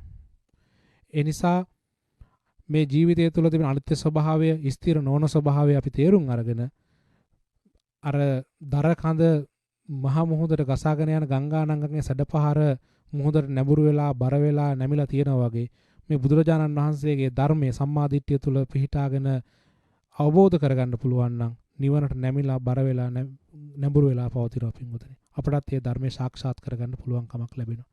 ඒ නිසා අද දවසේදී මේ පින්වතුන් සියලු දෙනාම මේ ධර්මයේ ශ්‍රවණය කරලා ධර්මය අවබෝධ කරගෙන තමන්ගේ ජීවිතයන් සාර්ථක කරගෙන උතුම් නිවනටපත් වෙන්න මේ ධර්මය හේතු වේවා වාසනාව වේවා කියලා මේ වෙලාවේදී ප්‍රාර්ථනා කරනවා. ධර්ම ශ්‍රවණය කිරීමෙන් සිද්ධ කරගත්තා සියලු පින් අපි ප්‍රථමයෙන්ම දෙවියන්ට අනුමෝදන් කරමු. දෙවියෝම පින් අනුමෝදන් වෙත්වා. දෙවියෝම පින් අනුමෝදන් වෙලා මේ සියලු දෙනාම ආරක්ෂා කර දෙත්වා. දෙවියෝ මේ පින් අනුමෝදන් වෙලා තම දෙවියන්ගේ දිව්‍ය ඓශ්වර්යයන් වඩා වර්ධනය කරගනිත්වා. දෙවියෝ පතන්නා බෝධින් උතුම් මමා මහ නිර්වාණ සම්පත්තිය අවබෝධ කරගෙන පින්කම් සියල්ලම හේතු වේවා වාසනාව වේවා කියලා සාදු කියලා ප්‍රාර්ථනා කරගෙන දෙවියන්ට පින් අනුමෝදන් කරන්න. ආකාසට්ඨා ච බුම්මට්ඨා දේවා නාග මහිද්దికා පුඤ්ඤන්තං අනුමෝදිත්වා චිරන් රක්ඛන්තු ශාසනං. ආකාසට්ඨා ච බුම්මට්ඨා දේවා නාග මහිද්దికා පුඤ්ඤන්තං අනුමෝදිත්වා චිරන් රක්ඛන්තු දේශනං. ආකාසට්ඨා ච බුම්මට්ඨා දේවා නාග මහිද්దికා පුඤ්ඤන්තං අනුමෝදිත්වා චිරන් රක්ඛන්තු මම් පරන්ති. ඒ වගේම අද දවසේදී ධර්මදේශනා පින්කමේ දායකත්වයෙන් දරන්නේ ඒ දමින්ද මහත්මයා සරෝජානෝනා මහත්මියත් ඒ වගේම ටෙනුරි වෝහාරා කියන ඒ දියණියන් වෘද්ධ දෙනාත් ධර්මදේශනා පින්කමේ දායකත්වයෙන් දරනවා. ධර්මදේශනා පින්කම සිද්ධ කළා බලාපොරොත්තු වෙනවා. ඒ දමින්ද මහත්මයාගේ නමින් මිය පරලයන්ට දෙනා වූ හැරට් ප්‍රේමචන්ද්‍ර පියතුමාට පින් අනුමෝදන් කරන්නට. ඒ දමින්ද මහත්මයාගේ සරෝජානෝනා මහත්මියගේ නමින් පවුල්වල මිය පරලෝක ඉසුළු ඥාතීන්ටත් ඒ වගේම මේ වර්තමානයේ ඇති වෙලා තිබෙනා වෛරස් තත්ත්වය මගින් ලෝකේ පුරා ඒ වෛරසයෙන් මිය පරලෝක ඉසුළු දෙනාට මේ පින් අනුමෝදන් වෙත්වා. ඒ මියගේ ඉසුළු ඥාති මේ පින් අනුමෝදන් වෙත්වා. දුකක නම් අත මිදෙත්වා. සපතක නම් සපතවත් වඩා වර්ධනය කර ගැනීමට මේ පින්කම් සියල්ලම හේතු වේවා වාසනාව වේවා කියලා සාදු කියලා ප්‍රාර්ථනා කරගන්නට. ඒ වගේම අපි සියලු දෙනාටමත් මේ පින්කමේ ආශිර්වාදය තුලින් දමින්ද මහත්මයා සරෝජනෝනා මහත්මිය ඒ වගේම ටෙනුරි වෝහාරා ඒ වගේම ආශිර්වාද කියන බලාපොරොත්තු වෙන ගමගේ ලීලාවති ලියනගේ නන්දාවති WM ජයසේකර දෙමව්පිය දෙපාර්ශ්වයෙන් දෙමව්පිය ඇතුළු සියලු දෙනාටමත් මේ පින්කමේ ආශිර්වාදය තුලින් කිසිදු ආකාරයක කරදරයක් නැතුව ඒ වගේම මේ වෙලාවේ මේ වෛරස් තත්ත්වයේ හේතු කොටගෙන මේ කටයුතු මේ දේවල් සිද්ධ කරන වෛද්‍යයන් සියලු දෙනාටමත් ඒ වගේම ඒ වෙනුවෙන් පීඩාවට පත්වන රෝගීන් සියලු දෙනාටමත් ඒ රෝගී තත්ත්වයන් සමනය කරගෙන තමන්ගේ ජීවිතයන් නැවත යථා තත්ත්වයට පත් කරගැනීමෙන් කටයුතු කරන්න සියලු දෙනාටම ශක්තිය ධෛර්යය තුනුරුවන්ගේ ආශිර්වාදය ලැබේවා කියලා සාදු කියලා ප්‍රාර්ථනා කරගන්නට. මේගේ ඥාතීන්ටත් ඔබ අප සියලු දෙනාටම උතුම් අමා මහ නිර්වාණ සම්පත්තිය පිණිස මේ සියලුම පින්කම් හේතු වේවා වාසනාව වේවා කියලා සාදු කියලා ප්‍රාර්ථනා කරගෙන ඔහොම වැඳ ගන්න. අභිවාදන සීලිස්ස නිච්ඡං වද්ධාපචායිනෝ චත්තාරෝ ධම්මා වඩ්ඩಂತಿ ආයුවන්නෝ සුඛං බලං ආයුරාෝග්‍ය සම්පatti සග්ග සම්පatti මේවච අතෝ නිබ්බාන සම්පatti මිනාතේ සමිජ්ජතු. සියලු දෙනාටම තෙරුවන් සරණයි.